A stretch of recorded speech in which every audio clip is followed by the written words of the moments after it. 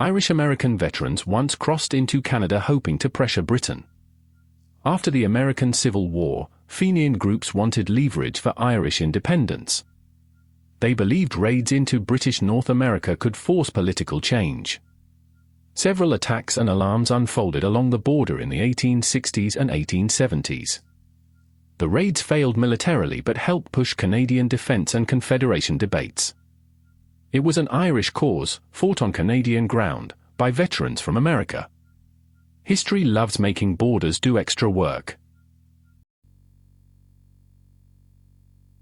The young United States once marched troops against a whiskey tax revolt. In the 1790s, the federal government taxed distilled spirits to raise revenue. Western farmers saw the tax as unfair because whiskey was part of their local economy. Protests escalated into resistance against tax collectors and federal authority. President Washington led a massive militia response to prove the new government could enforce law. The rebellion tested what federal power meant after the Revolution. A tax on whiskey became a test of the Constitution. A real war between Honduras and El Salvador got stuck with a soccer nickname. In 1969, tensions over migration, land, and politics were already severe. World Cup qualifying matches intensified public anger between the two countries. Fighting broke out shortly afterward, and the conflict lasted only days. The nickname simplified deeper problems into a headline about football. The war showed how sport can become a spark when the room is already full of gas. The ball did not cause the war, but it helped name it. A British demand for a sacred stool helped ignite a war. In 1900, British officials tried to tighten control over the Ashanti Empire. The golden stool symbolized the soul and authority of the Ashanti people. When a British governor demanded to sit on it, the insult was enormous. Ashanti resistance, led in part by Yera Santwe, fought British forces. The war became a powerful story of imperial arrogance meeting sacred sovereignty. Some objects are not furniture, they are a nation.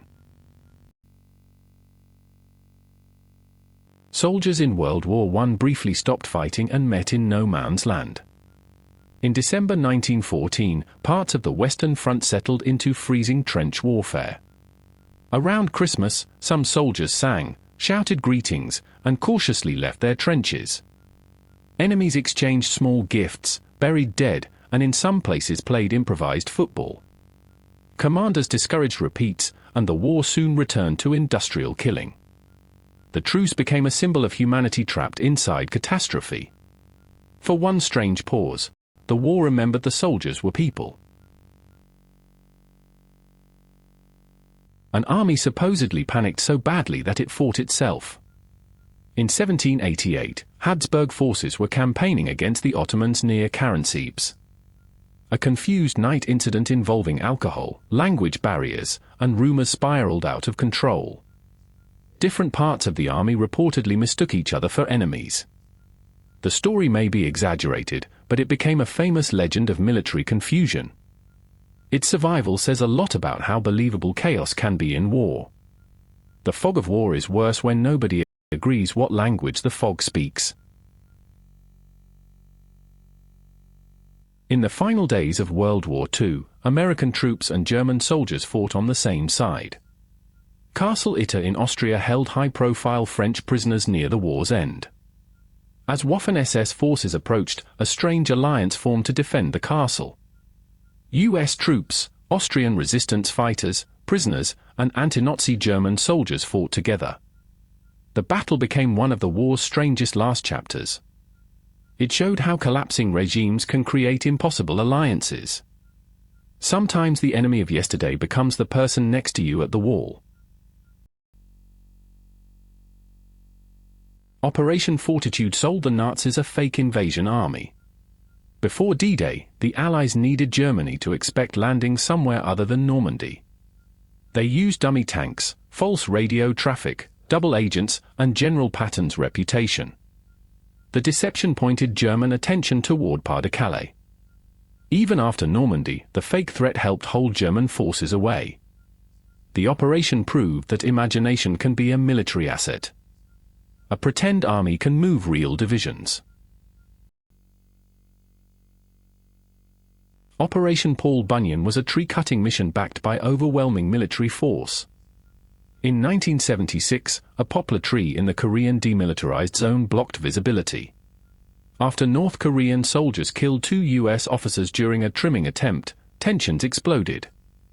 The United States and South Korea returned with engineers, troops, aircraft, and armor. They cut down the tree while both sides watched for escalation. The show of force was designed to finish the job without starting a war. Sometimes the world's most tense chore is landscaping. Australia once sent soldiers after emus, and the birds made the army look ridiculous. In 1932, farmers in Western Australia were desperate because huge mobs of emus were eating crops.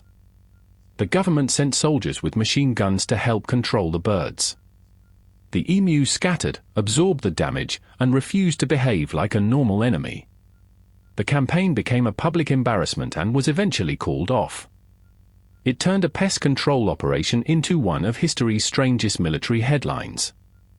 Sometimes the battlefield does not care how serious the paperwork looks.